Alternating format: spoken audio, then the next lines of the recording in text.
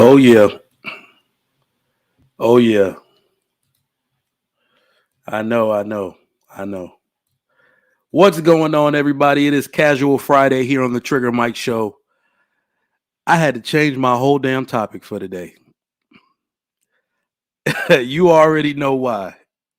We had other stuff to talk about, but there's drama in the YouTube streets, and don't act like you don't know about it because you guys love drama. So don't act like you aren't up on game. Shout out to Anton Daniels from AntonDaniels.com. One hell of a show this morning. To be honest, I didn't write much of my show because I was watching that show. But we come on right after him, so I appreciate those of you that were tuning into that show that want to jump on over. All right, so of course I saw that Black Beauty, Anton, his family. Of course I saw that. But boy, do we have a lot to unpack because this is one of those situations where you don't even want to talk about what you was going to talk about because the streets are talking so much. Nobody wants to hear about anything else but this situation right here. I understand. Trust me. I'm not even going to lie and say I'm one of those people that try to stay out of the drama. Well, I try to stay out of the heat of fire anyway, but I like to watch the fight. I'm sorry. If that's messy, then y'all ain't no different. Don't even call me messy. Y'all ain't no different. Don't cap. But greetings and thanks to everybody for tuning into the Trigger Mike Show. Today is Casual Friday, March 31st. Oh my goodness. March 31st, 2023. This year, where is it gone? That's a quarter. A quarter of the year is gone. That's crazy. Damn.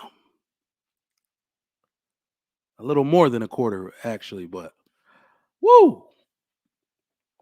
Damn, where this year gone already? But shout out to everybody in the chat. Salute to our viewers nationwide and international.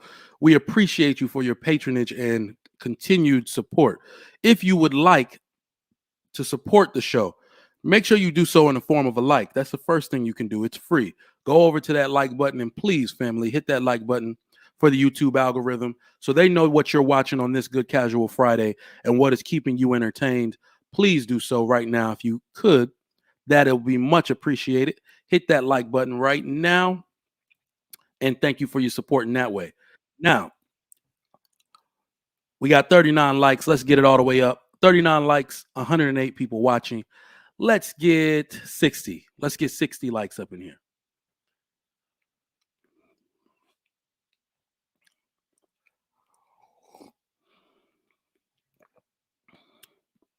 Let's get 60 likes. Go all the way up. 60 likes. Let's go. Let's go. Get it all the way up. Thank y'all for coming in. Welcome and welcome. Thank y'all for coming in. Make sure you hit that like button.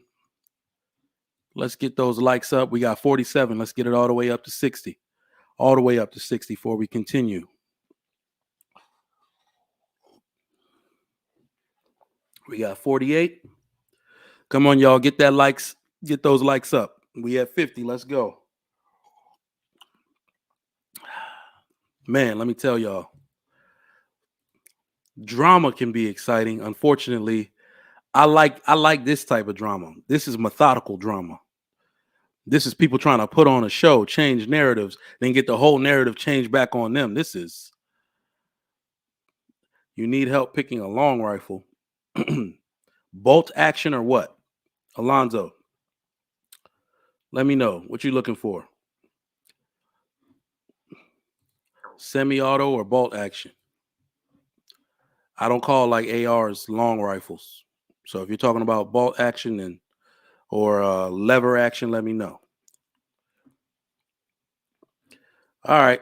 Get those likes up right now, people. It's time to go all the way in. Somebody lying in. I know y'all saw we had Trump up there at first. We had to change the thumbnail. Thumbnail. I'm not here for a long time today. I got stuff to do at 3 as usual, but I'm here for a good time today. Once again, shout out to all our viewers in the U.S. and international. Like and subscribe. We're on the road to 100,000. For those of you who caught Lapeef Let's Talk last night, thank you for your continued support. Let us know what you thought about the show in the chat, any improvements we can make. I did read all the super chats. I think I might have missed one, but it went down too fast. But I wasn't naughty last night. I read all the super chats. All right. If you would like to support the show on this good payday Friday, please do so in the form of super chat. We always appreciate the super chats to keep these productions moving. This type of stuff does cost money, and we appreciate your support. We know you want to support your people and this network. If you are watching after the broadcast is over, please send a super thanks. You can still send a super thanks to support the show. Thank you so much. Blessing. Oh, damn. Y'all got me wanting to watch something else right now. All right. But let's get into it, y'all. Y'all saw the topic of today, man. Somebody lying. This whole Sarah Garvey and Just Pearly things, this is an enticing scenario. It's an enticing situation. If you are paying close attention and need a little bit of context, as we know, this all started with Just Pearly things interviewing Nick Fuentes. All right. And Nick Fuentes is a known, white supremacist type guy, a lot of divisive rhetoric, some conservative, some will say it's conservative, but he has no problem being divisive and going against the grain. He said some anti-Semitic things. He said some racist things. That's who Nick Fuentes is. I personally saw no problem with interviewing him. Okay. Yeah, people call him a racist. Interview who the hell you want to interview. I will interview anybody. I'll interview anybody. If I want to pick a brain, doesn't matter if they align with my views or not. I feel like that's extremely feminine. And I know some of y'all hate being called that, but it's extremely feminine if you only want to talk to people who agree with you. I am not expanding my mind if I don't talk to a people that I disagree with on any level, a little bit, a lot. I'll interview anybody. Okay. I'll stand in a room with my worst ideological enemy. Doesn't matter. That's what intelligent people do. And that's what intelligent people seek out. So I saw no problem with that. None at all. All right. So, one of her associates, business associates, I won't say employees because that's not how he described himself. All right. One of her business associates by the name of Sarah Garvey, you've seen him on the network. In fact, for a time, he was the most visible face on her network as far as a co-host type of arrangement was concerned. When I first stumbled on to Just Pearly Things, I clicked on her channel and he was the one talking. So, they've seemed to have a close business relationship over the last year and helping her get to the huge over 1 million subscriber count she has today. So yeah, he helped her with that. And yeah, I mean, they were cool. So he let a video out yesterday. That video was sent to me by JR. It was like, check this out. Because we were talking about it, having our giving our opinions.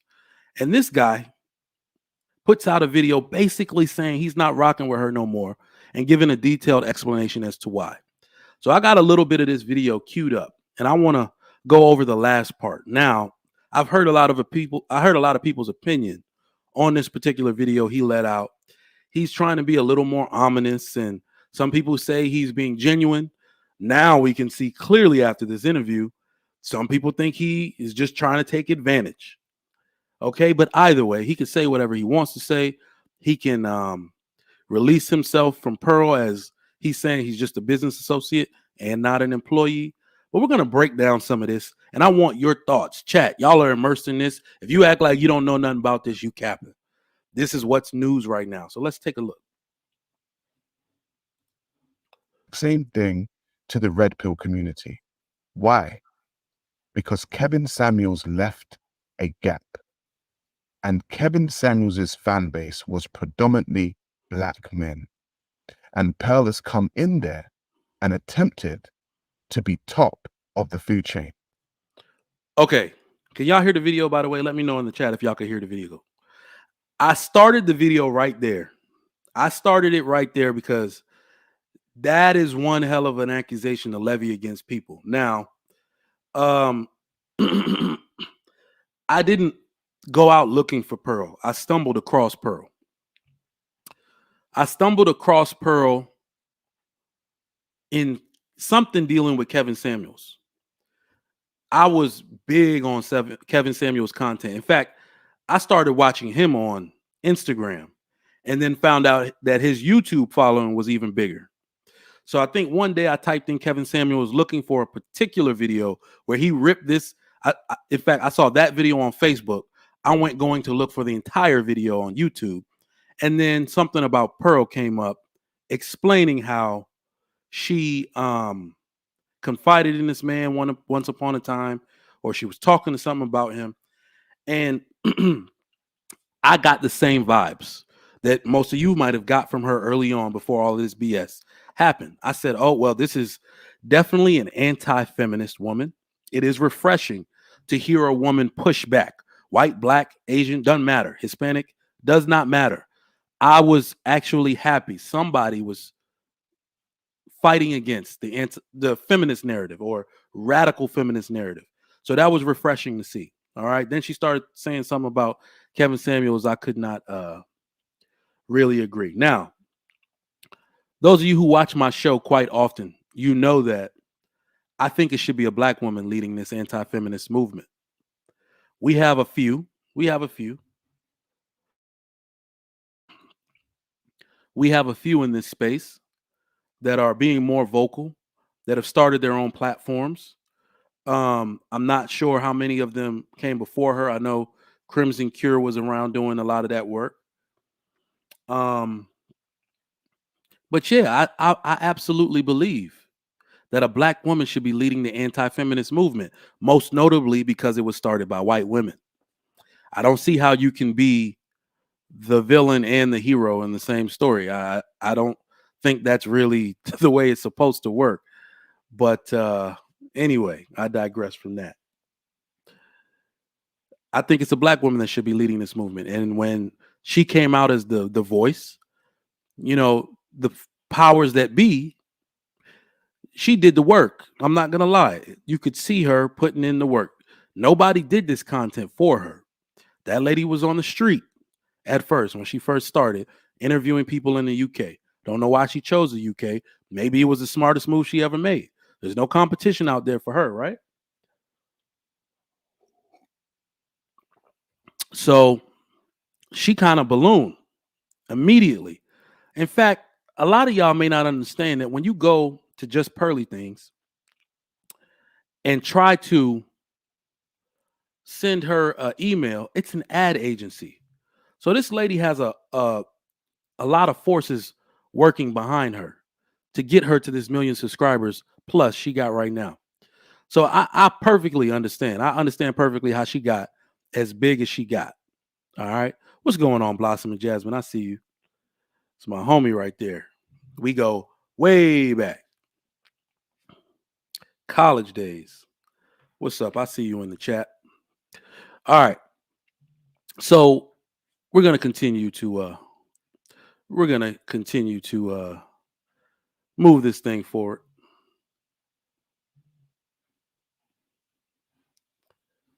Where's the video? I will not be a part of this game, and I will not be a part of this colony. I have always been an independent. If people in the UK who can actually say and watch all of my content can say that I've been around before Pearl even arrived in the UK, what would I look like signing my life away, essentially, 70% of all I own, to this woman who just arrived in the UK the other day? She said to me that she's actually looking to sign more talent this year. Good for her. All right. So this got kind of divisive, man. I'm not gonna lie. I'm not gonna say that it was a bitch ass move. I'm not gonna say that outright. I'm not gonna say it. But let me tell you something. Anybody that you have business associations with, let me tell you right now, if I was just Pearly Things and I signed Sarah Garvey or was trying to, and he denied my contract, and we could not reach a contractual agreement on anything, And then he went out into the public sphere and started to divulge information on the contractual agreements I have with other people. It's off with this nigga's head. I'm sorry. Somebody, no matter what you think about Pearly things, no matter how much you want to hear from Sarah Garvey, I don't know why nobody is calling this out. You don't do that shit in business. You know what this is the equivalent of? Let me give you an example. My wife, before she sold it, used to own a clinic, very huge clinic. I gave her a ton of administrative guidance. I have a master's in healthcare administration. And there were nurses. I told her as once, I said, whoever you have in that top spot, those key star nurses that you're hiring to guide the other nurses, don't ever, and let them know this in their interview, don't ever divulge how much you make. You'll have the staff turn against you. Don't ever divulge how much you make. Of course, they would do it. And now all the nurses want to renegotiate their salary. He should have known, no matter what you feel about Pearl, you don't do that. You do not start leaking information about people's contracts. That's even embarrassing to the person who signed the contract. Auntie Jenny, King Riches, they already came out with videos. I'm sorry. If this was me, I'd have smoke. I'm coming after the dude. You don't, Pearl seems to be, Anton said he talked to her, told her to stand down, but I'm out for blood at that point. You don't leak that type of information on how I conduct business. I can't believe we are so used to, in the States and obviously in the UK, in this world, this modernized world, we're so used to doing things like this to people and leaking information out like it's normal. I'd have punched him in his goddamn face. You messing with the way my children eat now, but let's continue. Good for the talent, but I hope they watch this video and I hope they realize exactly what they will be signing.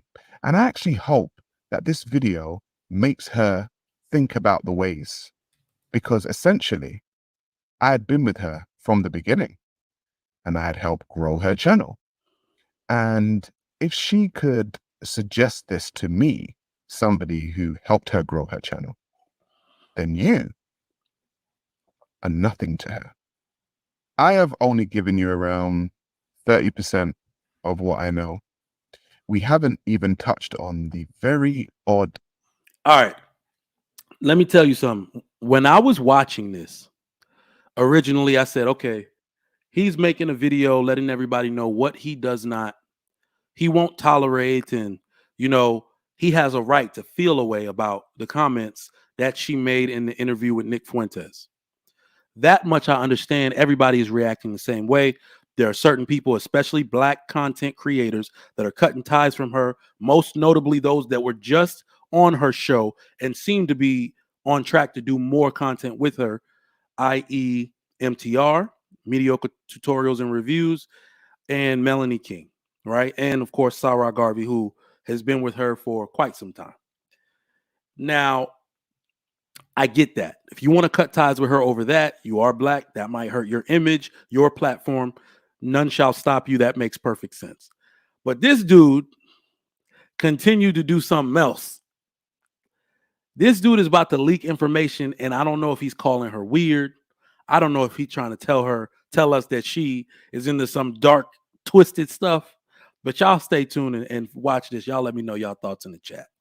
And weird parties that Pearl likes to invite people to. And I was invited to one last year, and she told me that her manager was coming from America and they were going to have a party. And very interestingly, they said that it was going to be board games. And I said, okay, cool. I don't mind playing Monopoly. I don't mind playing Snakes and Ladders. When I got there and I asked her about the board game, she said, no, a board game. There was a whiteboard in the living room. And what she proposed was that we all have a time on the whiteboard and we do what she says and we talk about certain things which were quite sexual and we put them on the whiteboard. But you know what I saw? I always saw her manager Kobe in the corner filming everything. And we've all spoken amongst ourselves and we've spoken about Hollywood and the things that go down. And within that party, what I saw was if people were on that board doing very sexual things and doing things while they were drunk, that stuff was being recorded.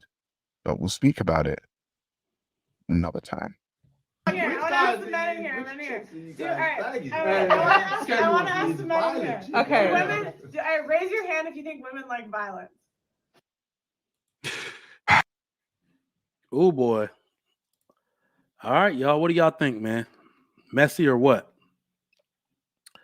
Was that messy or what?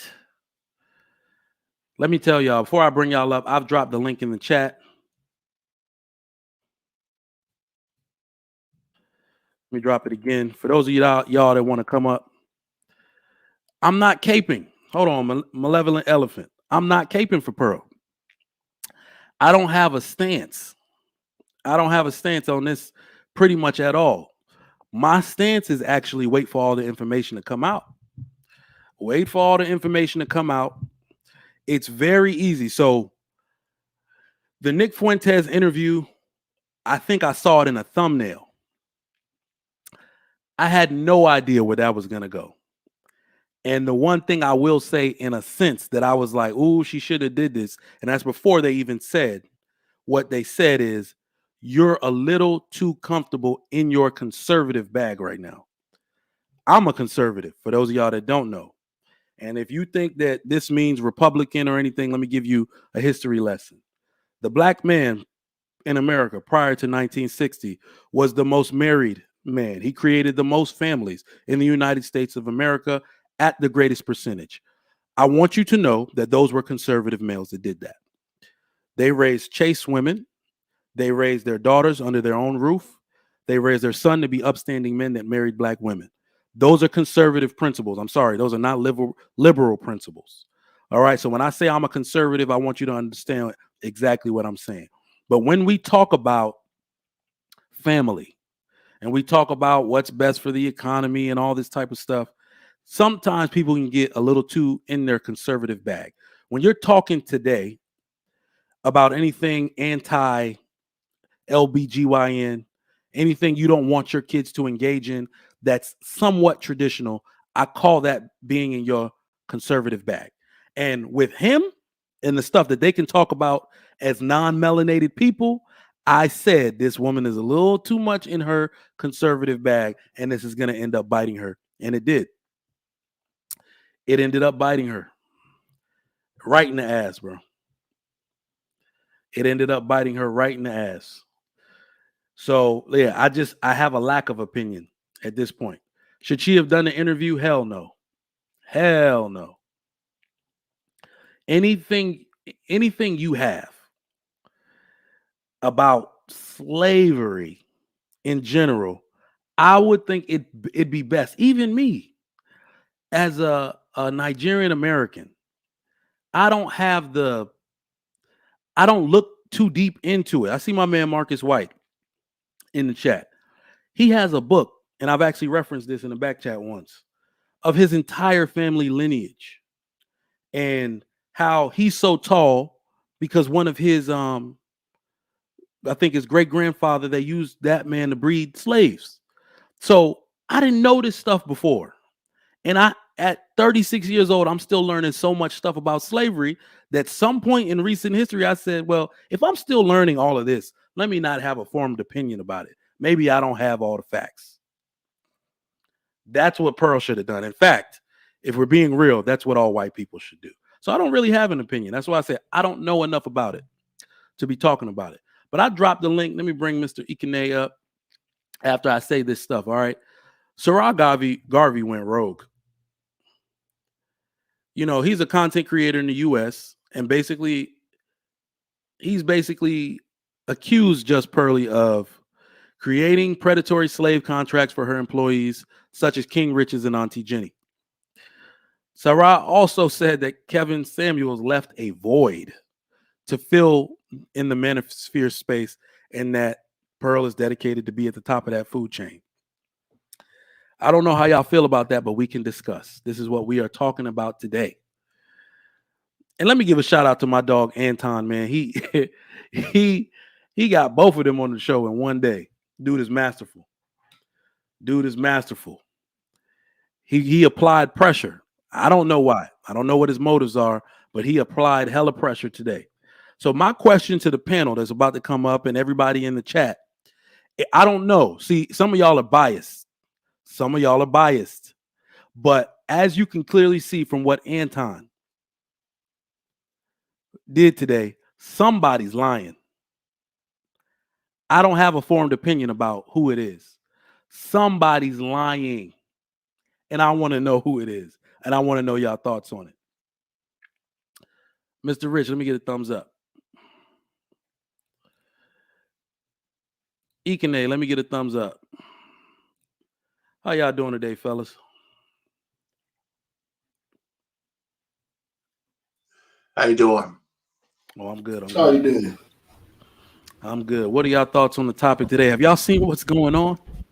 Oh yeah, and brother Ikene was over at Orsinian's. That was a funny exchange, So I was just over there too, man. I mean, people are still going at it, man. I saw the Shah thing in total, and I guess a lot of and TLA said this that a lot of black content creators are trying to protect their base. Yeah. They know that there's a lot of their subscribers hate Pearly now. If they don't come out with this Maya Copa and all that kind of stuff, they might lose a lot of subscribers. So I think that's what's going on. Yep. Now, what Shah is at a different level because he had a lot of insight to her. Now, the point about the contracts, I don't know if that's any different than the predatory contracts that they used to give record labels and stuff to people like that. That's why TLC went broke and all that kind of shit. And I'm not surprised that Pearly's doing the same thing to her people. There's nothing that woman has done as a white privileged woman. Now, let me say it just right. A privileged white woman surprises me. Nothing that she's done surprises me. And she let the cat out of the bag months ago. 8 months ago, Shah corrected her on her slave thing. Now I'm 64, and I could unequivocally say that every single white person I've ever talked to about slavery, every single one of them, has absolutely no respect for the depth that we feel for slavery. They just can't understand it. So trying to get that kind of, if you leave any conversation with a white person, you say, yeah, that person understands. I doubt it. All of them downplay that shit. Now, that's not to excuse her, but that doesn't excuse the manosphere, whatever the hell we call this shit, to be in shambles over that. We shouldn't, this whole infighting, all that shit should make us all ashamed a little bit. We should ignore this chick. We should not only should we ignore her, we should ignore all of the black women who are coming out telling us that if we don't agree with them, we're coons. I don't see how that's different than any other sign language I've ever heard. Right? So if we're going to do anything to get men, new legislation, and all the kind of things that we're looking for as men in this to rebuild our stature, we can't rely on any outside forces to do our bidding for us. We got to do that shit ourselves. Period. Yeah, opening thought. This is my thinking about it, just like I was at Obsidian as Mr. Payne. Go ahead. I'm sorry. Go ahead. Yeah, people like Obsidian are the reason why this thing is still on the air. Because they justify what she said by using black women to invalidate the impact of what she said. It's just like somebody from a neighbor of yours coming to your house to slap you. And then the next thing, your brother or your sister, instead of asking the neighbor, why did you do that to my brother? They're asking you, well, you don't do nothing because your wife slapped you. My wife slapping me and my neighbor slapping me is not the same thing. You know what I mean? One is an insider, one is an outsider. I'm going to handle my wife the way I'm going to handle her, but a neighbor shouldn't be slapping me. You see what I'm saying? Agreed. And the reason why white people don't feel what black people have been through, both in America and Africa, is because it's like let me just use this instance. It's like telling a rich man to feel the pain of a poor man. He doesn't know what you're talking about. A poor man can describe the pain of not eating last night, and a rich man will be like, "Oh, sorry, you didn't eat last night. Oh, I'm sorry about that. Oh, sure. It must have been painful." That's his words, but that wasn't his feelings. He didn't feel the pain of not eating last night. So they're never going to be able to feel that pain. And then for Sarah Garvey, I'm going to, because I got to say one thing about trade secret. Trade secret is a secret you don't divulge. I'm a businessman. I do businesses in Nigeria. Even though I'm an engineer, I'm setting up a fabrication company and I do businesses in Nigeria. I do business here too. You don't divulge trade secret, but when it becomes racial, right? When there is a racial incident that occur at that meeting or something, it's going to be in the public. I'm sorry. Because it's an incident, and it's an incident that goes beyond professionalism.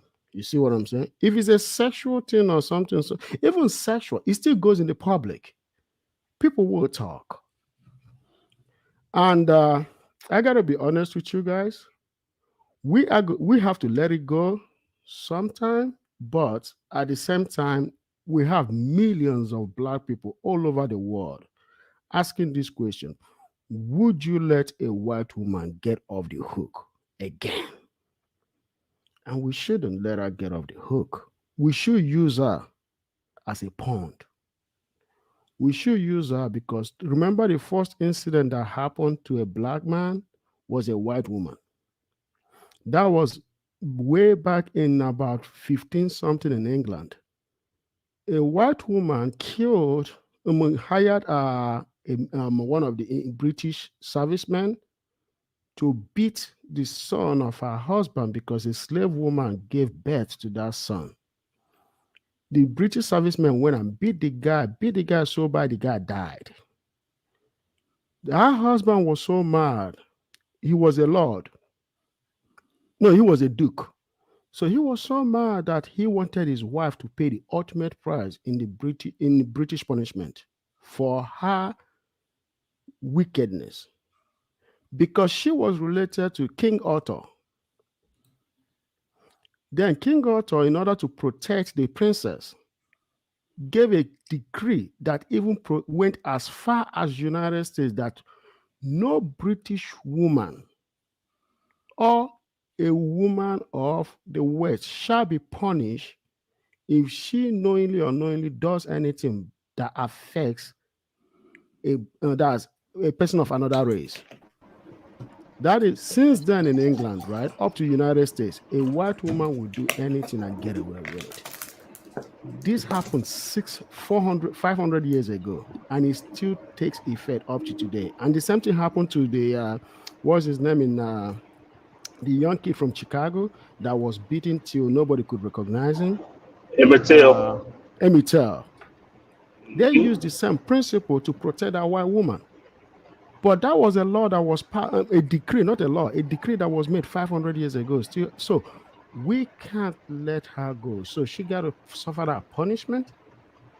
And just like I believe, every black woman henceforth that said anything stupid like that should also face the same repercussion.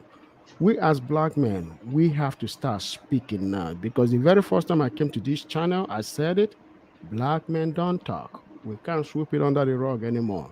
This is the end. Let's start talking. Obsidian, I told him to his face, you are protecting that woman. And he got mad. Yeah. I mean, I can easily see and tell you that it all right, outside of, let me just say this, outside of the like everybody that's outraged. So I don't think there is anybody of prominence like MTR, Melanie King. None of their actions surprise me. Right? It's the people like Obsidian that I'm weirded out by. What did he have to do with it at all? You see what I'm saying? So it's easy. It's very easy to see that this is advantageous, for subscribers. And I would not do that. Like, I'm not out here running around trying to get her to come to the show for more subscribers. You see what I'm saying? Or for any reason to absolve her, to yell at her. Everybody that's mad should be mad. If you were immediately outraged because of slavery, then be mad.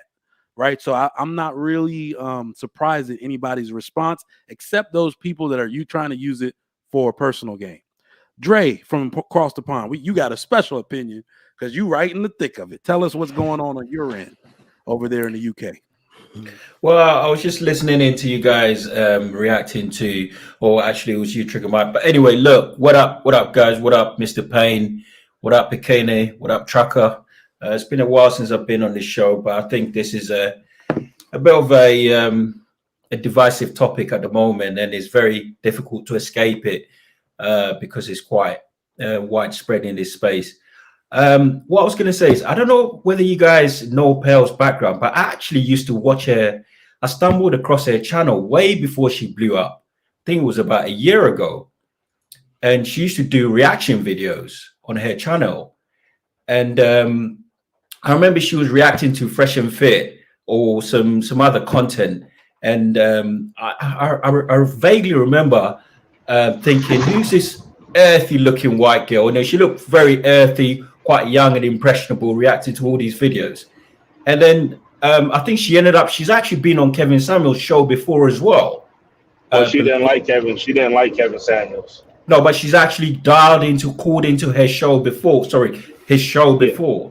So right. He's actually called in live and spoken to Kevin Samuels, right? And then she's also been on the Fresh and Fit show on their podcast and all the stuff they do live. So I was thinking, hang on a minute, she must, this woman is taking a very calculated way into this space by exposing herself to these content creators. So anyway, I started seeing a lot of this content coming up on the algorithm, and all of a sudden she's blown up. And I think what's quite interesting to see as well is the part in London where she records is called East London. I don't know about you guys, whether you guys are familiar, but there's North, South, East, and West London. East London has quite a large ethnic minority population. I'm familiar with London. Okay, so there's quite a large. What you guys need to understand, especially from the American viewers, is that in East London, I would say about 70%, 60 to 70% of the demographic in East London are from the ethnic minority population. That's Black, Asian, Chinese, etc. Right? And that's where she records. That's where her studio is based, I believe. And she also goes to university there. But anyway, just to cut a long story short, I think what's quite interesting is that she somehow has found herself in this space, has become very famous, has made a lot of money, and has somehow become entangled in a bit of a mess. That's really not her fight.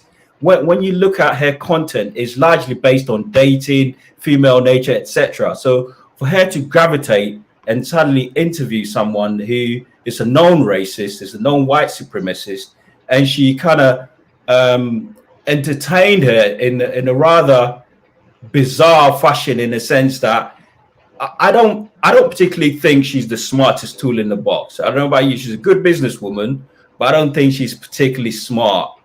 She comes across as a bit dim-witted in my view. And some of this Nick Fuentes fella was running rings around her in terms of some of the theories he was peddling. So anyway, just to bring my thoughts down to a full circle, I think she somehow found herself in a situation where she hasn't got the intellectual capacity to battle it. And what's happening now is you've got people like Obsidian, etc., fighting her intellectual battle, right? And my personal view is that when you find, especially, a white person who's so misinformed about Black culture, Black background, it's important to engage and educate rather than alienate and disengage. So I am somewhat in favor of, educating her and telling her, look, what you did was unacceptable. And for you to almost to the extent of exacerbate some of the hatred that this gentleman, this Nick Fuentes guy, was perpetuating in the interview is unacceptable.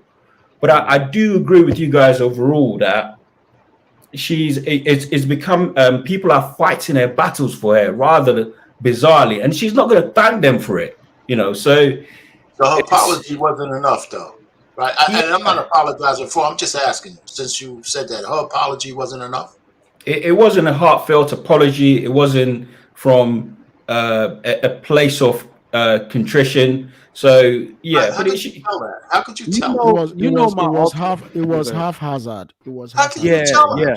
She actually shouldn't have did it. So here's my thing, man. Here's my thing. Yeah, I agree with that. She probably shouldn't. She actually should not have done it. So the issue is that the issue I have with it, and let me try to put this into words.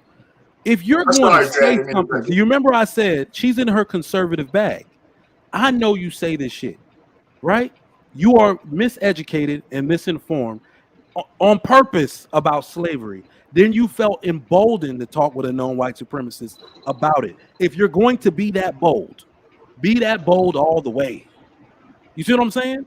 She would have 2 million subscribers today, in my opinion, if she came out on a video and said, I ain't apologizing for shit. Let us know how to deal with you. I'm a different type of Black person. I don't want a white supremacist to hide. I'm not that person. I don't want them to hide. I want to know where all of them at. All of them. Let me know your stance on this so I know how to deal with you.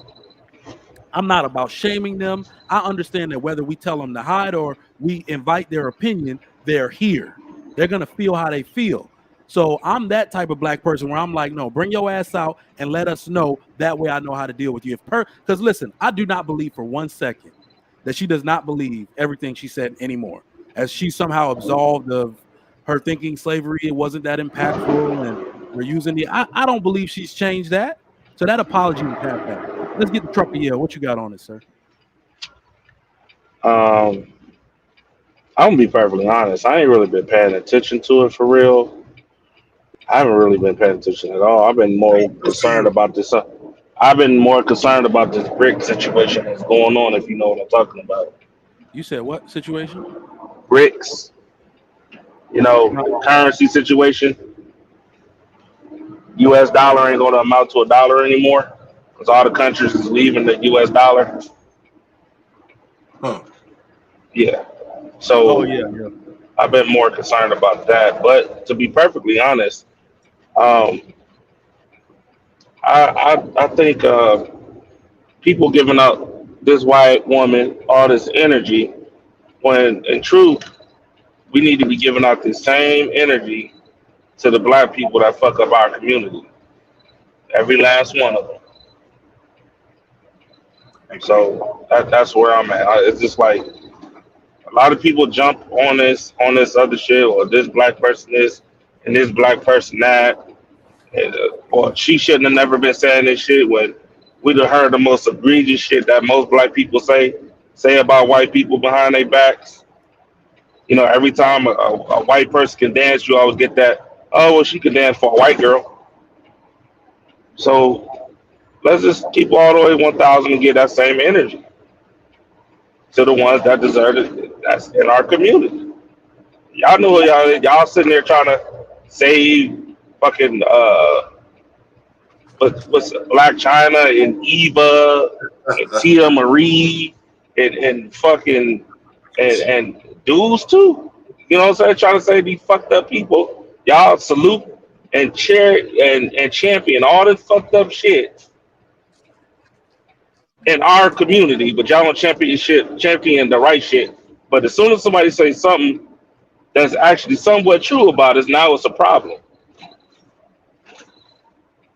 Now it's a big ass problem. Now you want to cancel them. You want their kids wiped off the planet.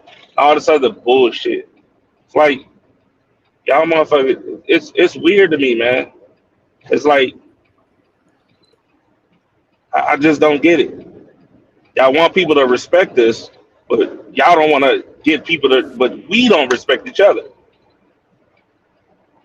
Like real talk. All right. It's a shame. EBD, what you got on it, bro? All right. So I am a consumer of YouTube and these YouTube streets of just Pearly Things, Auntie Jenny, King Riches, the rest of them, right? So her claim to fame when I started watching her or started discovering her is the fact that she's a female who can talk to other females and about feminism, about all the evils of feminism, whether it was first wave or third wave or what it's become and things like that. Then she talks about all the laws that are anti-men. Then she has all the statistics about divorces, relationships, and child support, things like that. So her claim to fame was she has a niche in this space that she's carved out as a female to talk to other females and interview other females about relationships and about like trying to have other women face or deal with the reality that what they're asking is not only absurd but insane. And then she can actually and she acted as a translator for women, because sometimes when men talk or say something that's direct, she can then reinterpret as a female what he's actually trying to say in a language that other women understand. So her thing was clean. It was her own. She declared on her podcast, several of them, was that because she talks to Black women and they throw a racial component. Well, as a Black woman, it's different as a Black woman. And so what she says is, okay, we'll take race out of it. Just talk about men and women in general. We're talking about women in general, not just a special type of thing. And then women would kind of understand the general idea. So she's always stayed away from the racial aspect because she was not informed or well-versed enough to have that conversation. And that's not how she got her stripes. So now with the Andrew Tate thing, that wasn't about race or anything. That was more about masculinity as well.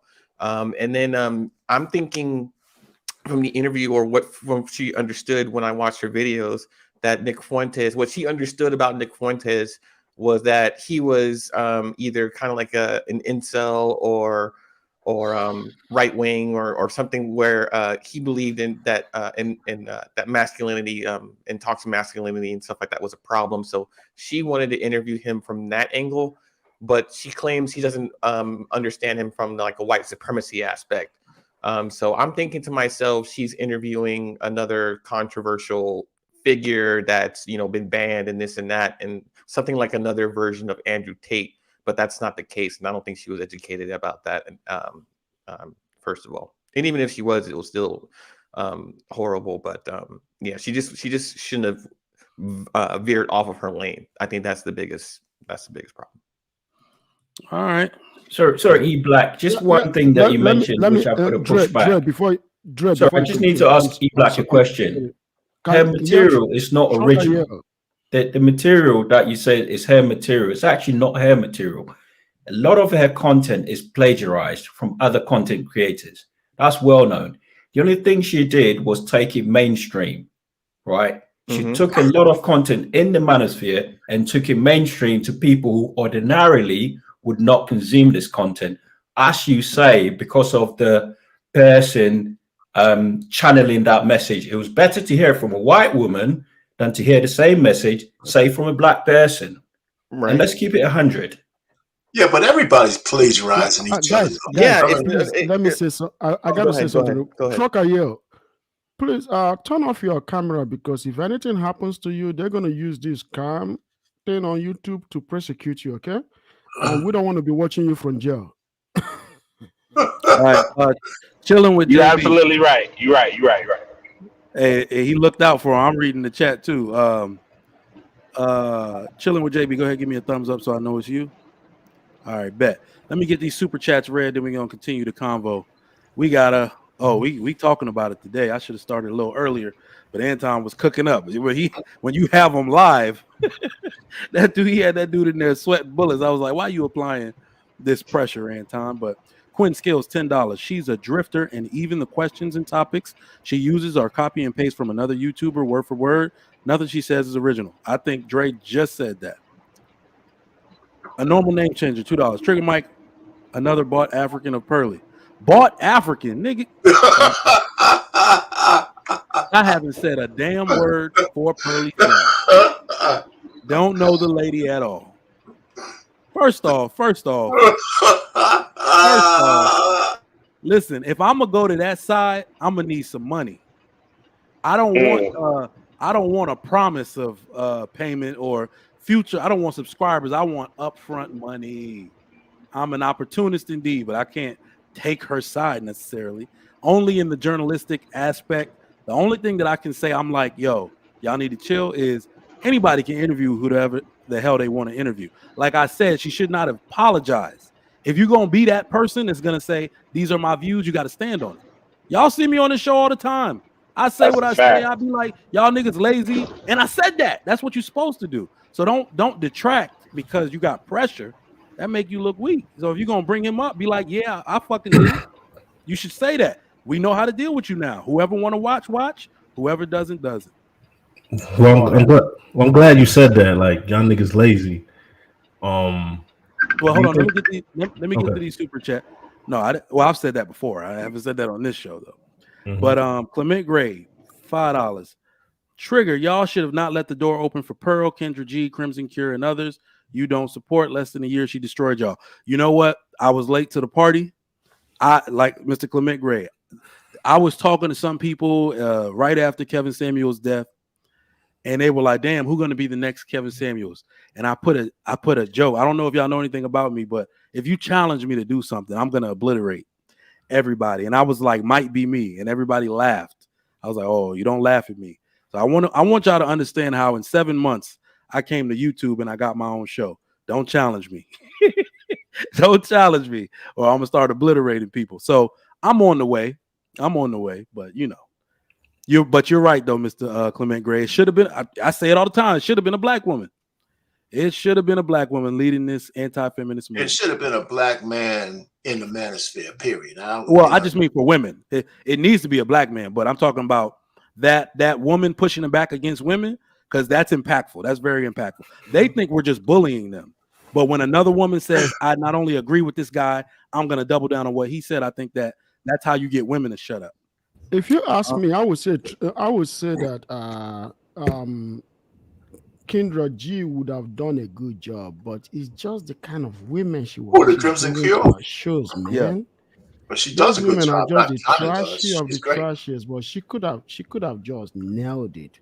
I can't deal with those women, man, because some of them, their rooms. In fact, sometimes you're distracted by the background of their rooms, man. It's just. Let me get these super chats. Anton, did you read the super chat? That's why you popped up, or you just popping up? I just popped up. No doubt. Because I had to change my whole topic because of your ass, man. Look, I couldn't even write my show. Sitting here watching your show, I was like, we changing the whole thing up today. What was your original topic? I had Donald Trump indicted, freezing eggs, some bullshit like that. I was sitting here like, ain't no way I'm doing this today. I was wondering was you going to get to it though. That's good. What I'm trying to figure out, I'm not going to stay long. What I'm trying to figure out is why y'all keep anointing women at the top. I don't understand that. Why are y'all even talking about women when it's supposed to be a men's conversation, but we allow for women to be able to speak when we allow for women to be able to speak? When did women started controlling what it was that we do? Well, I think she hit a nerve. Let me be clear. Let me say it like this. Pearl has no strings on me. I have Pearl's ear. It's a difference. I coach her, not the other way around. Okay? So take that for meaning for whatever it is that y'all want it to mean. Here's my question. Why are y'all sitting here trying to take direction from women. Well, I'm not doing that. Yeah, please don't include me on that one, man. I swear. I'm not including on that neither. It's never. Can you elaborate on direction? I just heard y'all before I jumped up on the panel talking about who y'all would have anointed. And I'm not anointing nobody. Hold on, y'all. One mic. So I was lost. I didn't know what you mean by anointed. So my particular position on it is there needs to be. So I've seen you interview Six the Goddess and these type of women. In my personal view, there needs to be, so the manosphere needs to be led by men. Period. Now that's the frontal assault. The auxiliary needs to be, like, my personal thing is, like they say Pearl tried to replace Kevin Samuels. I don't think that's possible. She's not a black man. She don't represent what he represents. But as far as a woman, and he even said this, KS said this, that's why I like this philosophy. He said, everything I say, there needs to be a black woman backing it up so black women can't come at me like I'm bullying them. I absolutely 100% believe that. Nothing that any woman does is going to change my opinion. But let's say I say something to my children and my wife is a bit torn on it a little bit, but she'll never go against me. So they believe it. She can influence what they think. I influence what they believe. So I do believe it's a good 1-2 punch to have, but I just believe a black woman should be in that position. But here's the problem though. This ain't our households. This is YouTube, right? Now, women gonna do what women do, meaning that they're gonna go and they have their own channels or whatever, so on and so forth. And I'm talking specifically about the manosphere because they feel like they're the spokespeople for the manosphere. Right. And I don't consider myself to be in the manosphere, right? I'm just Anton. I'm a married dude. I say what it is that I mean, and I mean what I say, and whatever, so on and so forth. So I guess my question then becomes,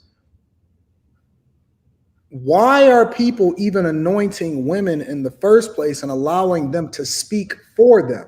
Now, it's one thing to say, okay, I rock with her, or she dope, or whatever, or like, she highlighted me, so I'm gonna bring her up. I want to get her thoughts, interview, or whatever, so on and so forth. But it's another thing to say, oh no, we should be anointing them. Ain't this the same thing that happened with feminism?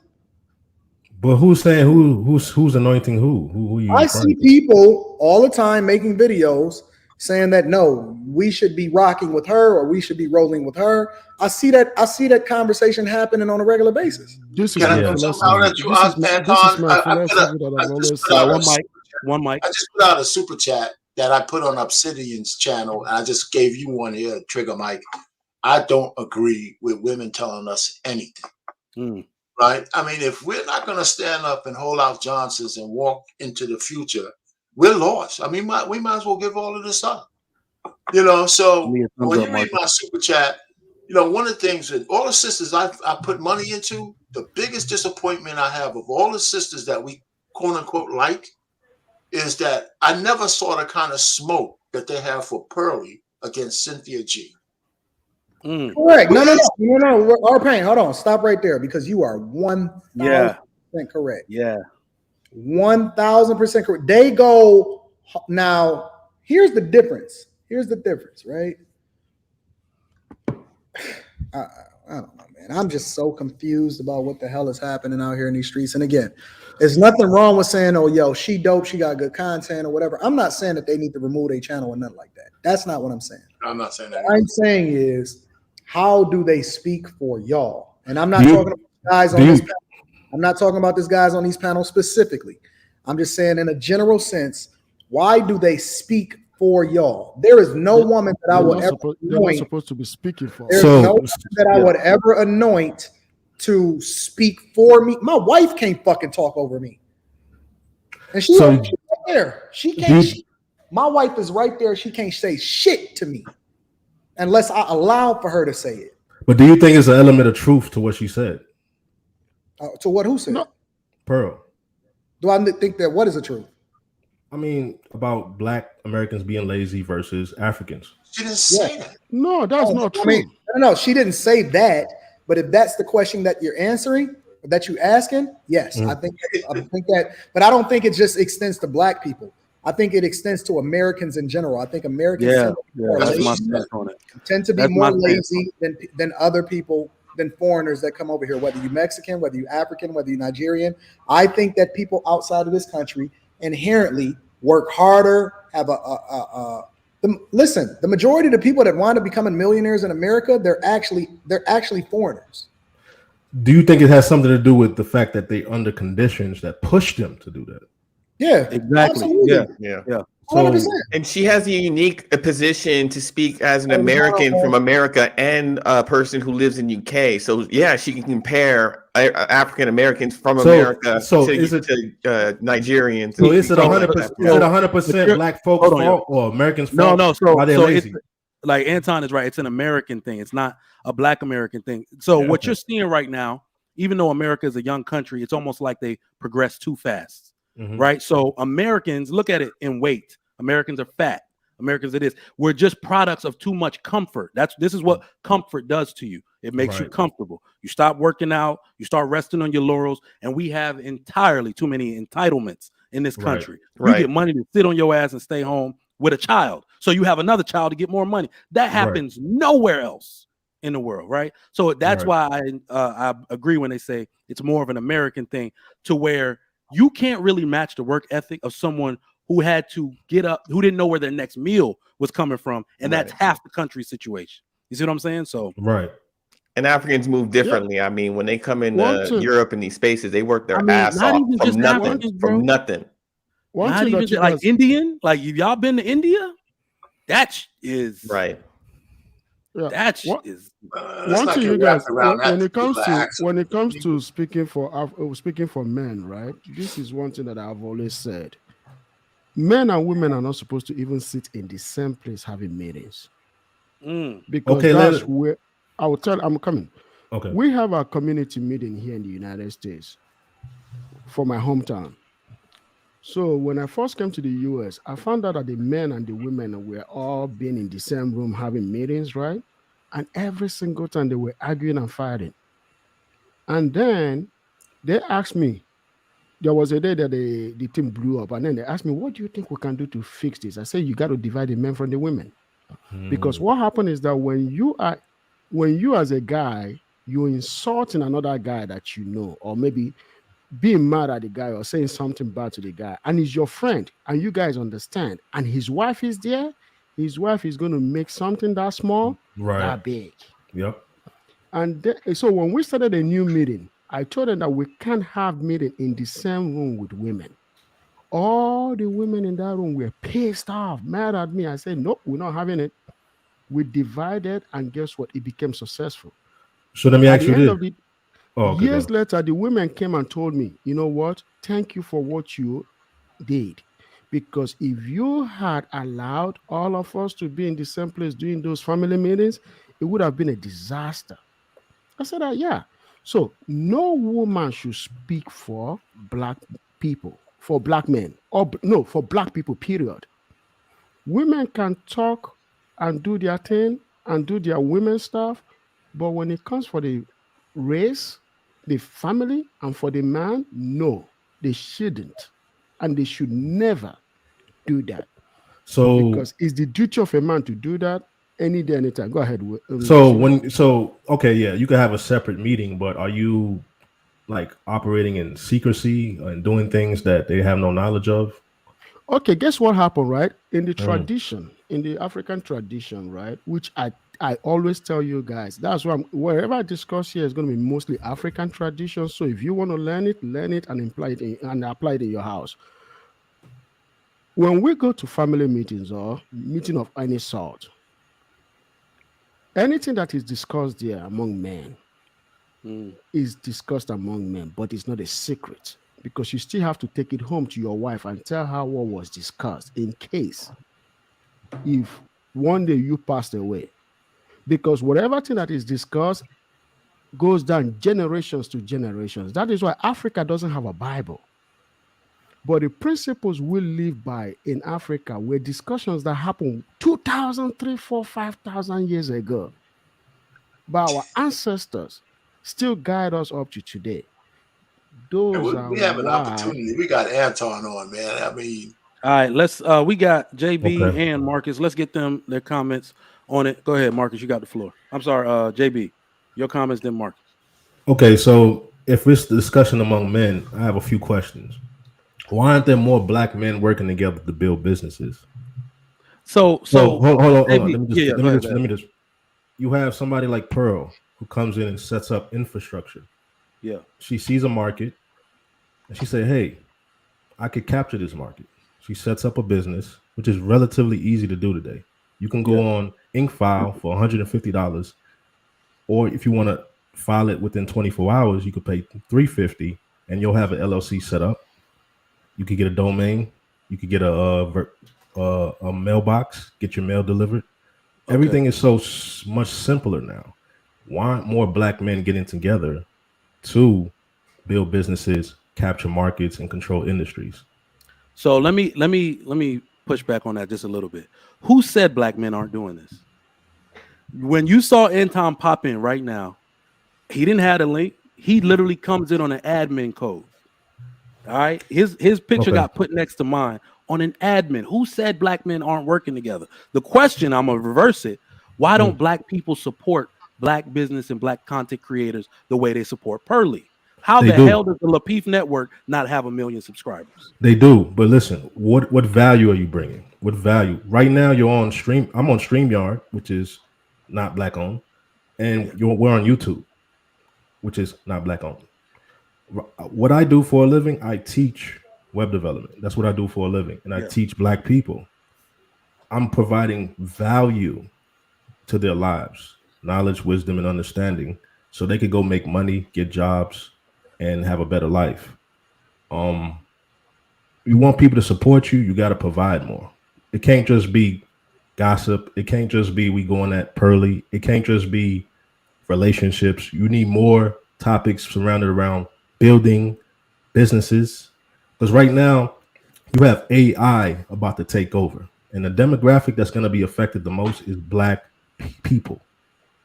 Like AI right now can wipe out a whole bunch of low-level jobs and certain jobs that require degrees, like accounting. You can do editing. I'm using ChatGPT to write articles and blog posts for myself.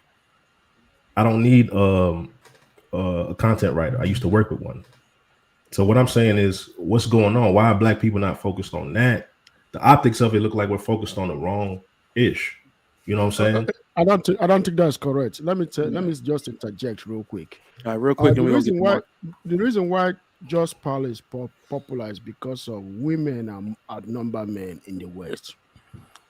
Women content sell a lot. If I open a TV station tomorrow and say real husband wife of this, you're not going to get half the people watch it every night. But why can't a black person own it and put Pearly to work? No, I'm heading somewhere. Okay. Wait, so that's an extremely important thing to cover. Why can't a black person own it and put Pearly to work? I'm going to talk about it right away. She's too smart to come work for. You see what I'm saying? This is actually kind of like the reverse of what we're talking about. How is it? She's rich. Her people are rich. Okay. You see what I'm saying? You can't put Pearly to work for you. Okay. That's nobody's fault, but that is essentially what we're saying is if black people are going to create their own thing, you see black people already doing what they're supposed to be doing. I think it's a misrepresentation to say black men or black women aren't working together, but it is that much harder to build that type of empire because what Mr. Ikene said in my own personal business, right? I'm in firearms and firearms training. That's my side business. It is extremely hard to sell to men. I did not start making breakthroughs and gains until I started finding a way to sell to women. It's just the nature of the market. Okay. We shouldn't be talking those kind of absolutes either. I mean, So what about you in LA when you flying back out? So what about all right. So if you're talking about black people as a group, we don't have ownership and control over industries, even the industries where we're overrepresented in, like entertainment. Like, let me just interject real quick. I'm sorry. Hold on, let me finish. Let me make this point. Like athleticism, There's other groups of men who own these organizations. So listen, and they put you to work. listen, That's what I'm trying to say. Check this out, y'all. What is the problem with us with not working Hold on. together Check this out. Check this to out. build your own empire? Can y'all hear me? Yes. Fucking executives. I don't know if y'all seen them. Did y'all see them? Saw one guy. So a white guy. Fucking executives came and found me from Lionsgate and Xfinity to come and offer me a deal.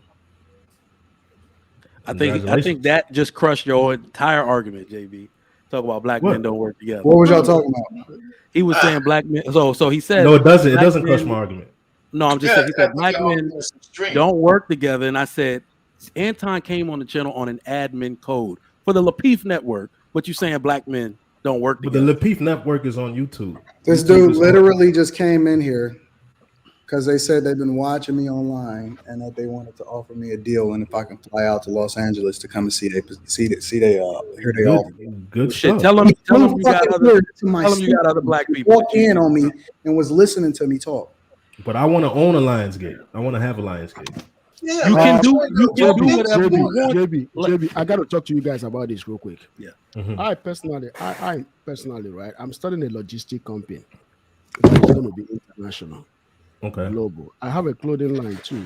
You see what I'm wearing right now? Most of the clothes that I wear is my clothing line. I make them. Right. So I'm going to bring most of them online, okay, so that people can see it. Already have a website for it, but inventory is being built up for both businesses. Good shit. What you This said, guy, right, his name is I'm gonna give you his name because a lot of what people you said. probably Now, capping. I really like what you just said, but this is what I'm going to tell you that is coming in the pipeline. Okay. There are going to be a lot of black billionaires in the next couple of years. In Absolutely. the next 10 years, that's what I'm wishing. That's what I'm preparing, both here and in Nigeria. There are going to be a lot of people. I come on YouTube to discuss with you guys because I really like this channel. I like what is going on. I like it a lot. But I got to tell you this. We need to start owning a lot of things. I agree with you. We have to start owning, not just signing contracts and attaching to white businesses. We have to start owning black-owned businesses that are going to be patronizing white and every race. I have a business that I did in Uganda. We sent out one of our own in Uganda 4 weeks, about 2 months ago, a month ago in Uganda to go do something in Uganda, right? While he was in Uganda doing that business, which I'm not going to say what it was, he called me and said, man, do you know what is going on in Uganda? I was like, what is it? He said, white people and Indians are doing all the businesses. Yeah. The banks in Uganda are owned mostly by Indians. You see what I'm saying? So what I've been discussing for the past 3 days is this. We have to do businesses in the United States, but United States doesn't have the money. We have to also start doing businesses outside here because most of the wealth are outside the United States. Do it out there and bring it here. Black people cannot really do business that big until you go international because the resources. I disagree. I disagree. No. I'm coming. Okay. The resource here is limited. There is a reason why the white man goes outside to do business. Because he knows the resource. America is a consuming country and a production country, yes. But there is more consuming here because people spend a lot of cash in America and credit cards. You can disagree with me, that's okay. Until you go outside this country and leave the big cities. When you go outside this country, like in Africa, leave the big cities and go into the villages. That's where the resources are. So okay, that's where the natural resources are. So I have a business, right? What I do, I teach web development. There's a big market right here. I'm in Chicago, and I have a bunch of people that want me to do workshops, set up web development workshops so they could get into building apps and get into tech. There's a big market for that. And I could build a business to where I could hire other people to do workshops for me. I also have an app that I'm building where I'm going to upload content to get you from beginner to advanced, where you could become a JavaScript developer, But- full but- stack but developer. so- but guess Hold on, what? let me finish. All right, y'all. I got to get Like these a book. super chats. So you can make a lot of money here in this country. This country's about business. Don't. It's still called Let me get these consuming. super chats. I would y'all. start here and then I would work my way out. Let me get to these super chats, y'all. My man Clement Gray, $2. Second coming of the U.S. Civil War with this Trump mess. Sherwin Thomas, $10. I don't know how we claim intelligence, but intentionally take that entire interview out of context. It was an interview, not a debate. Pushback wasn't needed. We are too emotional about this. Dallas Actor, $5. Trucker Yale, you need to bring up those topics on your podcast. Do you call the news station and tell them what to talk about? Stick to the subject. Lead Clinton, $5. There is no getting around. Slavery wasn't that bad, period. Humble Dad, $2. Candace Owens says it to black women. Appreciate that, Humble Dad. Mr. Rich, none of these pro-black can have come for Cynthia G like this. Black men should ignore them all, even Pearly. We have a job to do as black men and is not pandering to any woman. Agreed. And I damn sure don't know why nobody comes for Cynthia G. I don't like that linebacker looking ass. All right. International, foreign currency. KS was never letting these outsiders talk like that. My man, foreign currency. Where is Corey Holcomb? We need to hear the truth. Hey, he's pretty tight too, but let me make this, and we're gonna get my man Marcus in here. So listen, I'm starting to take offense. I'm starting to take offense to this because when you say we need to be creating things like Lionsgate, yes, we do. The problem is when black people create, we sell too often. We sell before anything has reached its peak value or peak potential. What did Jay-Z do with Rockefeller Records? What did Sean Diddy Combs do with Sean John? What did he do with all his other? We sell. Now, the other part about it is how the hell do you not think this is our ultimate goal? All right. My uncle is a millionaire. His wife was a doctor when he was a cab driver. He used the money from cabs to put her through medical school. I tell this story all the time. But then he went to work for UPS because his dream was to open an international shipping company. Did he go from cab driver to international shipper? No, he went to work for UPS so he could learn the shipping industry. So what you see black people doing, unfortunately, is, we do it all too often in a cycle and don't, repeat the cycle, but you have to learn the game to change the game. We cannot skip. This is too big. We do this with everything, even relationships. Our houses are broken now, but yet we're talking about how we need to go own land. How about we get a black man and a black woman to stay in the same house before we talk about owning something? So we gotta step ourselves into these things. Everything you see from Anton Daniels' channel to the Lapeef Network to this integrated network that we're trying to build is us doing exactly what you're saying. It's gonna materialize into that, but this is the beginning of it. Right. So let's get I don't think this. No, I don't think this. I just want to respond. I just want to respond. Go ahead. No, I want to respond to him. So I don't think there's anything wrong. Everything you guys are doing are really, really good and fantastic. I'm just saying, as a group, as a race, not individually, we're behind, and the gap is gonna close really fast with this artificial intelligence stuff. So we need to really speed it up. That's all I'm saying. I gotta say this, right? Mr. Ekin, we gotta get Marcus in there. We got to get Marcus in there. All right, Marcus, you've been waiting. First off, congratulations to the brother for the potential for that deal. That could be major for him. You said Lionsgate. I'm like, that's a damn major $1 billion production company. Hey, put me on it. So where he go? Hey, whole Lapeef Network, put us all on. And setting that aside, I gotta say, watching this collectively on the internet, black man, we look weak as hell at all times, bro. How do we, like, Sugar Mike, imagine me and my wife having an argument, and then I go to my next door neighbor and get their 20-year-old daughter to come tell my wife what she doing wrong. That's literally what we doing when we champion this young lady to talk to our women for us. Men should not have to behave like this. As men, we should be able to command respect and do what's necessary within our home. My mind be blown watching this. Like, I seen the man the other day talking about he was heartbroken when he heard the stuff about slavery. I'm like, you expected something different? Like, are you serious? Like, oh my God, you expected something different? To me, y'all lives matter. If you got if you, your kids, your grandparents, your other grandparents got destroyed, and the person or the people, the group responsible came on and was saying, "Oh, it don't matter. That was so long ago," or "There's no value in that." So maybe they deserve some money for that. Maybe they don't. To me, I'm hearing a clear sentiment that there is zero value placed on the lives that you speaking like that about my ancestors. It be beyond me. I just want to know when we gonna collectively move with respect as men. Like that's my question. Well, to be fair, there are black men busting shots at her right now on different podcast channels. So, but there are also black men defending her too. So yeah, I was gonna say, you know what? Yeah. And then there's no middle ground, because if guys are not condemning her, they automatically be putting in her back corner. I think we should ignore all this bullshit. How could this fucking girl say anything that we even have to argue about? Even just if- like you said, brother, what do we expect different? It's like none of us talked to Right. white people before. True. There's no white person I ever met who respects slavery the way we do. None. No. And I'm 64 years old. I haven't met one, and I've worked with white people my whole life.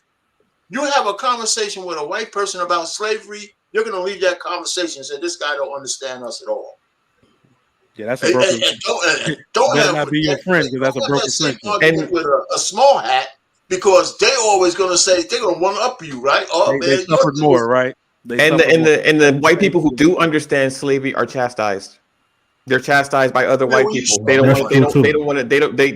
give TED Talks, they give YouTube spaces, and the white people who do understand how horrible or how horrid the black experience was back then and up until now, they are chastised. That's true too. Yeah. The thing about it is that, just like I said earlier, if you've never been hungry, you don't understand what somebody that is going through hunger goes through. You're not going to understand that, because you've never been there. But we got to just let this pearl white stuff go away and kill it, and don't give it that energy anymore, because the only way to keep cancer in your body is to keep eating sugar.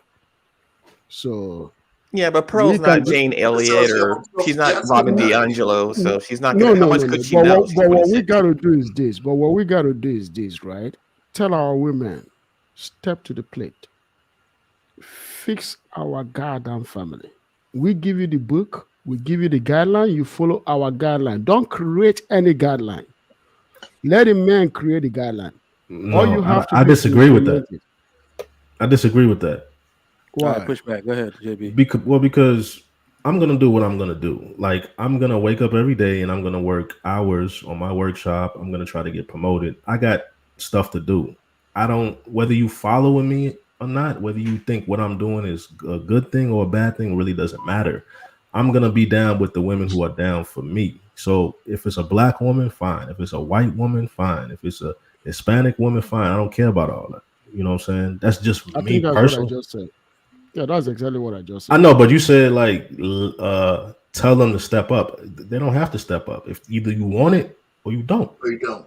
Yeah, but he's talking about improving the community and trying to improve. Because we're not but we're not a community though. That's the thing. Yeah, that still applies. Even we have to build. You don't understand. Like we have to be really clear on this topic right now. Hold on. Let me say this.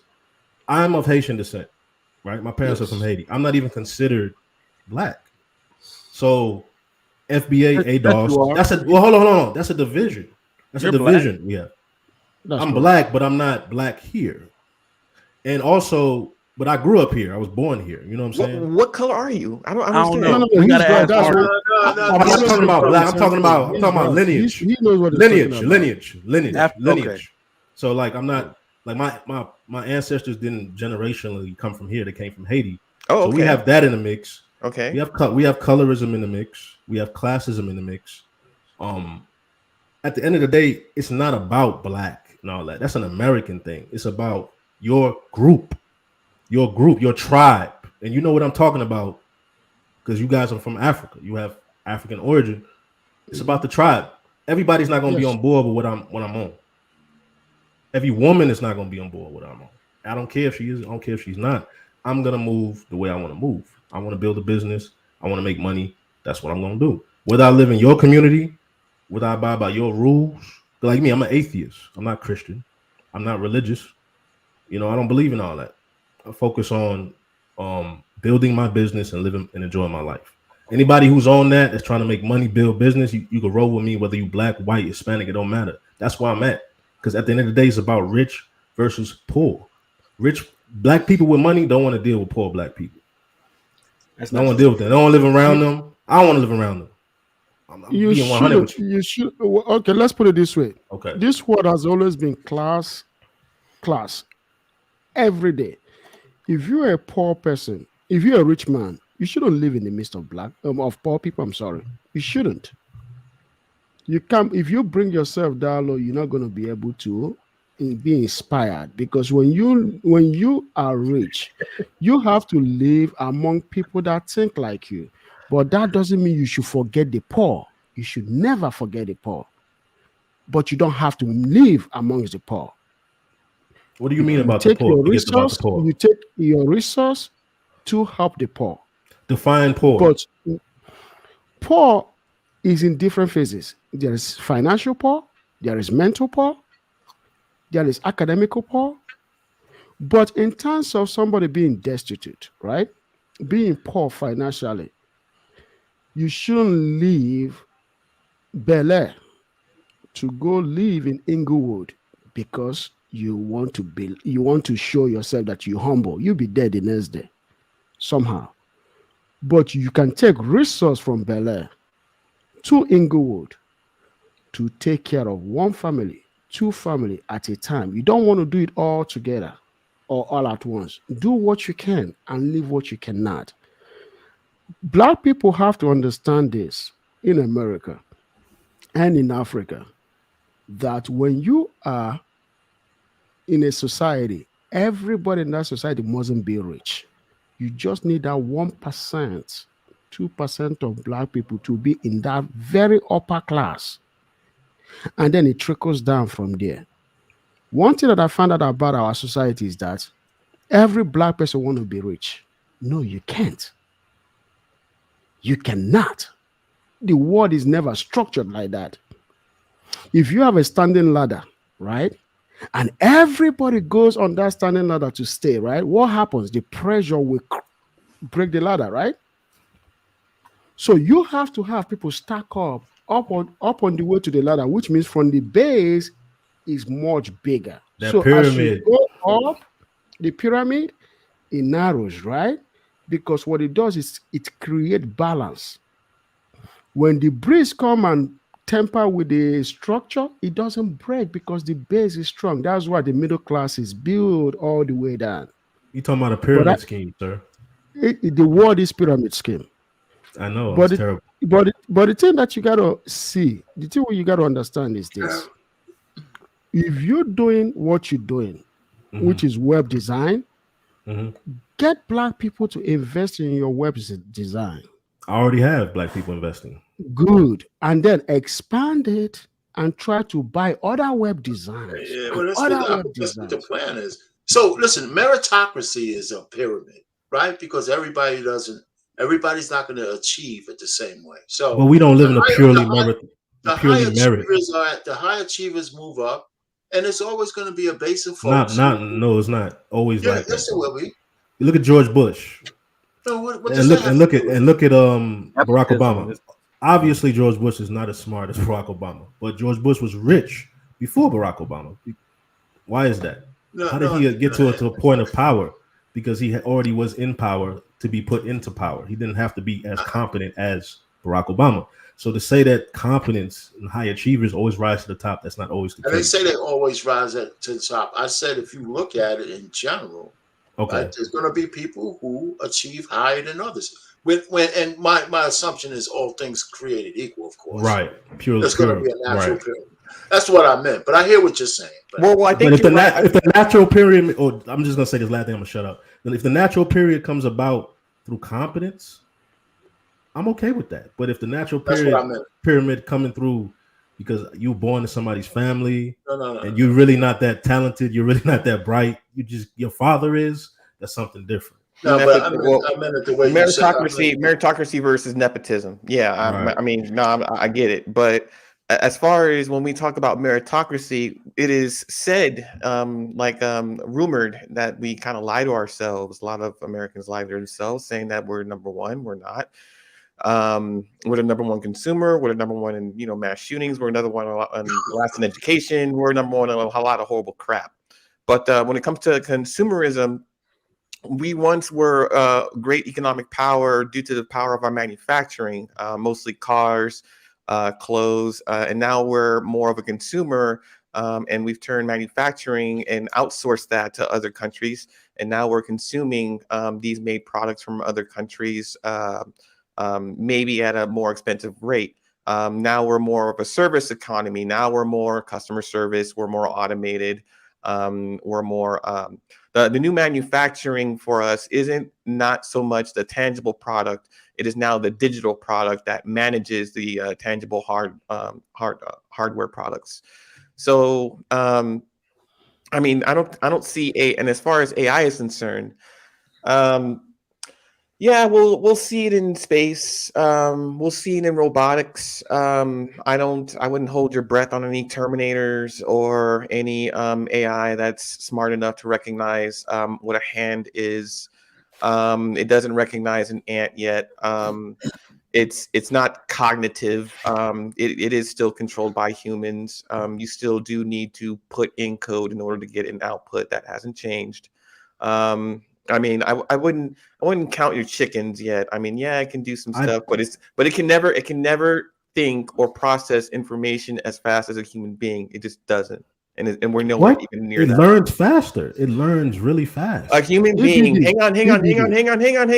A computer. Wait. A computer knows math and algorithms. A human understands 5 senses, which is a consistent input and process of memory at like nanoseconds in real time, always.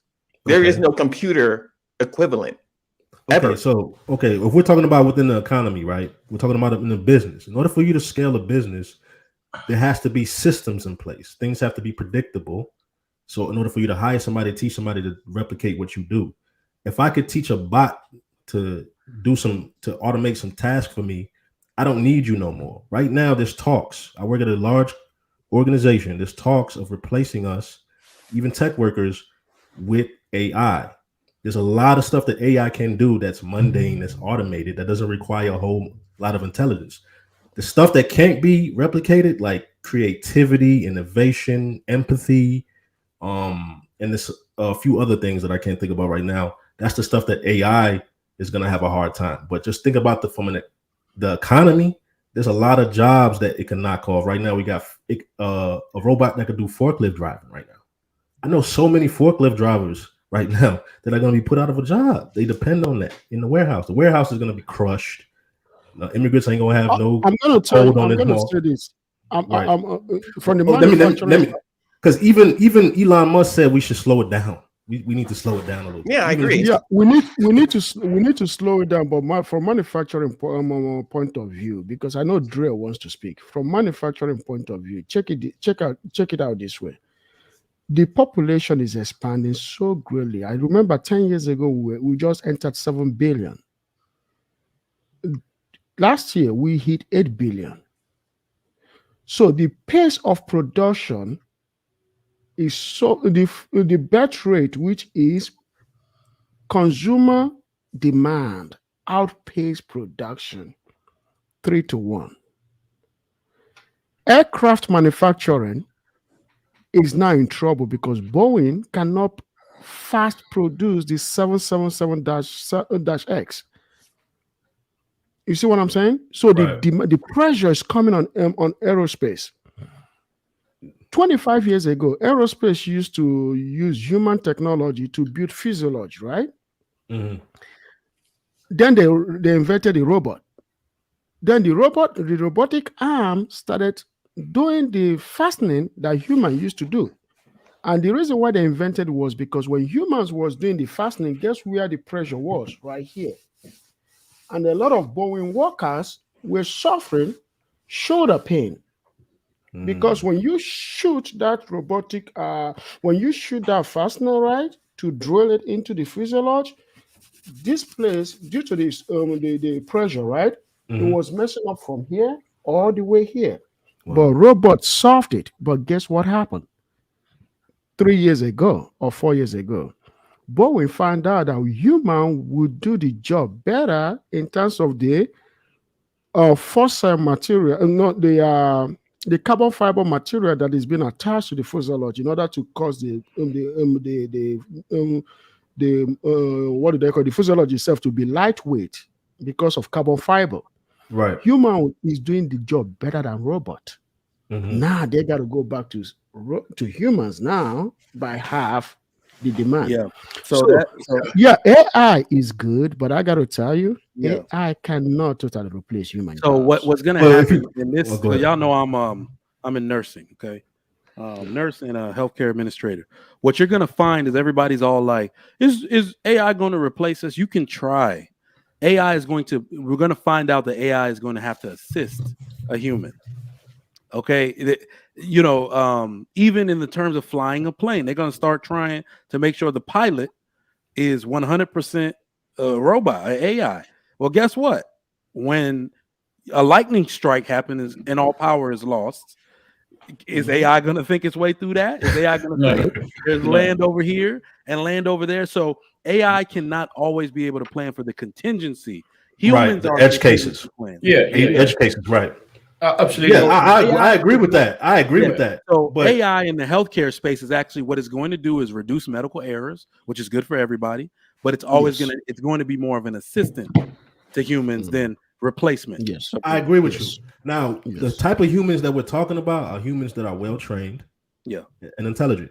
Now, we have a large demographic of people that went through an educational system that is trash. You also have a good number of people that are lazy, that are not learning, that are not reading, that are not keeping their skills up to pace. Those people are going to be displaced by this AI. So just to be specific about what individuals we're talking about, and we're talking about Black people who have the worst educational systems in this country. That's what we're talking about. Trigger Mike. Let me just shoot this real quick, then you guys can go with it. I got to tell you, the problem in America is not AI. The problem is people not wanting to take the job that is available. The job available right now in the United States outpace almost the population of the working force. But in the Black community, do you know that there are jobs out there that will pay you $80,000, $90,000 a year that has to do with handiwork?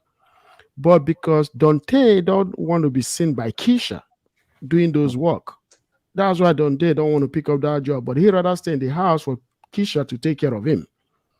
You see what I'm saying? There are many jobs out there that pay good money. But there's a lot of lazy men. Hardware and AI can replace those jobs. Right, hardware jobs, the day-to-day maintaining. Because if you think about where our housing is going, some houses were built in the 1970s, some in the 60s, and so forth. So what's going to be happening in these newer neighborhoods with newer residencies is it's going to be built like to house technological advances, meaning it's gonna come, for 5G, and it's gonna come for the fastest internet. It's gonna come pre-fitted for fiber optics. So I mean, there's gonna be a lot of different changes that we're going through as far as keeping up with technology. But I don't see it. It can never replace a human 100%. But it's going to replace a lot of jobs. AI is going to replace the woman too. You're going to be able to order your robotic chick. And she's going to be in that robotic house, and all of these booty. will, pay a certain fee. Robotic booty. You know what I'm saying? So there you go. So like Steven Spielberg's AI, when they're like they have like a Ex Machina, Ex Machina. That was crazy. That was. What I'm saying is we gotta prepare for it. AI don't mourn during sex, so that is not going to replace women. Oh no! Well, all right. Well, We got to get final thoughts. I got to get out of here for the day, but let's get final thoughts. I'll get my final thoughts so I get out of here. We didn't talk about Trump. What happened to Trump, man? Oh, we started late. We did. Well, we're gonna get to that one on Monday with more developments. The thumbnail is already ready, so we'll get to it on Monday. I want that perp walk. He's turning himself in. They say, "Oh yeah." We're just gonna say, I want Trump that knee on the neck. No, I don't think. Listen, Nah, he he doesn't have the follow. So when people say this emboldens him for the presidency, I think it's supposed to, but he doesn't have the following because he has before because they've cut off his media channels. I didn't know it was going to have such a great effect, but he called for people to come to the court in New York, and damn near nobody showed up. Wow. 5 or 6. Nobody want to go to jail, man. By. Nobody They wanna- stopped by. They didn't attend. They don't want to go to jail. Yeah. By. They stopped by. So we're still but you trying know, to I recover thought from they that were January gonna 6th. Exactly. So I don't know. Like I said, it's a toss up. But JB, go ahead. Final thoughts. 30 seconds. Yeah. So basically, what I'm saying is, we got to prepare for this new economy. We're already in it, and it's getting bigger and bigger. So like I'm a part of the solution. I'm helping people get skilled up, trained up. AI is going to be an assistive tool to a person who's well trained. Somebody who's not well trained, it's not going to assist you in nothing. So with that being said, I was glad to be a part of the conversation, man. Really enjoyed having a really good intellectual conversation with you guys, man. So you guys take care. JB, before you disappear, are you saying that the focus of your business is Black people? No, the focus of my business is getting people into web development, so they could get jobs and they could be employed and get paid and have. So that's regardless. Every race is welcome. Yeah, every race is welcome. But what I'm starting out is a demographic that I know well that wants to get into this. Like I hear a lot of stories. I started, but I got frustrated and quit. With the coding stuff. Because a lot of boot camps, a lot of instructors, they're not teachers. They're just technical people. So I'm approaching it from a different perspective, like specialized learning. That's what the app is going to solve. So, okay, fair enough. Yeah. Cool. All right, EBD, let's get your final thoughts, bro. See you guys. All right, bro. All right, see. Yeah, so I mean, oh my goodness. Can you remind me what the topic was again? We were talking about the first was Trump and Pearly. Oh yeah. Okay, so first of all, I just think everybody needs to stop tripping. I think, to be honest, this is what, March something, getting ready to be April. May, June, July, August, no one's going to be talking about this. She'll be on her thing, doing her channel, staying in a relationship land, I hope. And we'll be all on here talking about, relationships, listening to everybody. So yeah, that's what I have in it. Nothing too deep. Just, it'll blow over. I'm waiting on that indictment. I want that perp walk. I want the perp walk. I want the mug shot. I want the orange jumpsuit. I want the dude that escorts him. I want the escort into the jail. Listen, I want it all. I am a conservative. I'm not necessarily a Trump fan, even though I'm not. His policies, to me, there was nothing wrong with his policy. I'm indifferent about the man, not the president. But I don't think you should treat a U.S. president like that, bro. I think that visual is former damning. Former, yeah, exactly. I don't think I'm sorry, a former president. I mean, think about it. There are some people you don't treat a certain way, or it degrades your entire. It does something to your country in general. Other countries do it. Other countries got to arrest their presidents when they do something shady. We the only one that's tripping. I watch the response if you do that. If you that foot on the neck, then all these people that didn't show up going to perp walk like that. Yeah, they're not going to perp walk this guy. I want it. All right, Dre. Final thoughts. Yeah, I mean, with regards to Pearly things, I think one thing that is important to note is that YouTube is a free space, and nobody owns the monopoly to what somebody's entitled to say. So she's absolutely entitled to say whatever the hell she wants. And I think it's also quite important to understand that the reach of your message is based on your consumer base and your audience. It just so happens that she's grown very fast, has a large audience, and her message gets out much more quicker than other channels. It's just a byproduct of the way YouTube is and the way the algorithm works. So just relating it back to us as Black people, I think it's important that we're competitive in this space. and not limit ourselves to say, well, we're only limited to these demographic, we're all about black issues, etc. I think if you want to be competitive in this world, you've got to compete against everybody, right? Not just limit yourself. And I don't know about you guys, but I'm a chartered civil engineer, you know, and my specialty is bridges. I design bridges. I've done it for many years. I'm a member of the Institution of Civil Engineers in the UK. I mentor people across the board, not just black people. And I'd like to think I'm very competitive.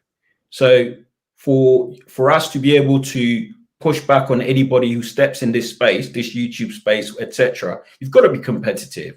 And, you know, as I say, appeal to a broader audience. So that's all I was going to say. And that's the reason why I asked the brother JB that question, that his business is focused on a particular demographic that he knows very well, which I think makes a lot of sense because he's trying to help a certain demographic upskill and help offset the risk of AI.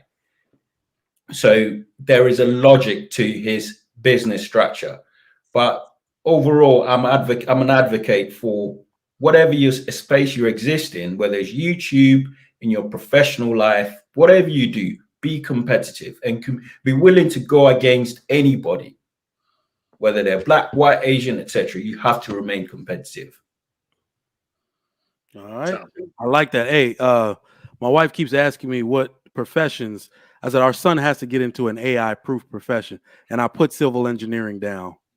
I'm your guy. I'm your guy, Trigger Mike. Get in touch with me, man. Absolutely. Absolutely. Ikene, let's get your final thoughts. Yeah, one thing that I would say is this. I'm not going to really comment on Just Pilot.